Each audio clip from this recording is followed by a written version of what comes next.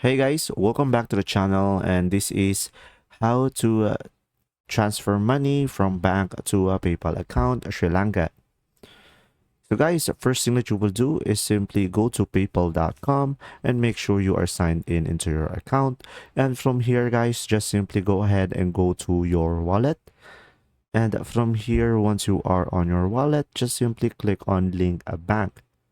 And from here, guys, just simply link your bank by just providing the bank name, the bank code, and the account number. So guys, bank code will be a 9-digit code, and your account number will be 1 to 16-digit number. And once you have linked your bank, guys, just simply go ahead and go to your home now. And from here on the home, just click on transfer funds.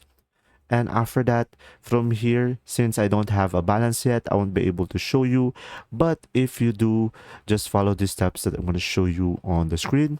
So guys, once you click on transfer, you should be able to see there add to your balance. So go ahead and select that. And after that, just simply select the bank account that you just linked and just simply provide the amount and just simply follow the instructions that PayPal have. And guys, remember that it will take 3 to 5 business days and there might be some fees that may apply. And that's simply about it. If this video was helpful, please like and subscribe, and thanks for watching. See ya!